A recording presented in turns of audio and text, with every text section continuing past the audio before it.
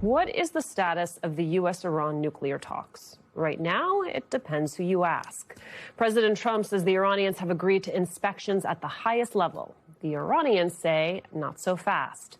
And Senate Republicans, they too have questions about the whole thing. Mississippi's Roger Wicker said he is concerned the MOU, quote, negotiates away the victories of Operation Epic Fury in ways that are completely out of step with the president's goals. John Cornyn of Texas warned Iran is, quote, not going to abide by anything. And Florida's Rick Scott kept it brief, simply saying, quote, I hope it works. On the House side, some questions might get answered, with Defense Secretary Pete Hegseth joining the Republican Study Committee for lunch tomorrow, but no plans yet for a full briefing. California Congresswoman Sidney Kamlager-Dove joins us now. She is a member of the Foreign Affairs Committee. Quite the choice, Congresswoman, for Secretary Hegseth to meet with the Republican Study Committee, but not with everyone. What does that tell you? Well, first, congratulations on your new show, and thank you for having me. Look, we know that 13 American servicemen and women have died, and we have spent an estimated $100 billion. We've wasted an estimated $100 billion on a war that Americans can't afford. Look at these gas prices. And Pete Hegseth is not the one to be showing up to have a conversation with just a few members. This is why we have hearings, which, oh, by the way, Republicans have refused to hold during the entire time of this war. We also know that we can't trust what is coming out of this White House. We don't know what the deals are because nothing seems to stick.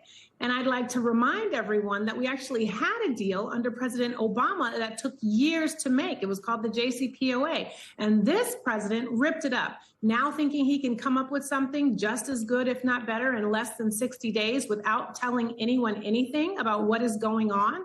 Folks are not happy. And thankfully, Republicans are starting to come along with the rest of us and ask real questions. Well, no, I mean, it's amazing that they do not like this MOU from multiple angles, right? I mean, some of the president's own allies who supported Epic Fury don't feel that this was worthwhile.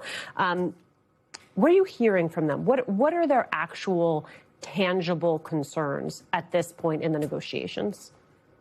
Well, people want to know when the Strait of Hormuz is going to open and stay open. People want to know what's going to happen with the ability for Iran to enrich uranium. People want to know what the status is with ballistic missiles. People want to know if we're giving $350 billion of American taxpayer dollars to Iran. We want to know if there are any strings attached, and if so, what are they?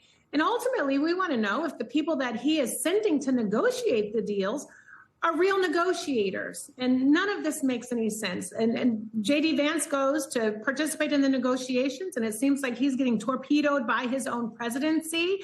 I mean, this is the tail wagging the dog. Who's on first? But this war, what we do know, has to end because we know gas prices have to go down. We know that this Strait of Hormuz has to be open and stay open. And we know that we have to keep Americans safe. And I don't think anyone believes that Trump is going to make any of those things happen.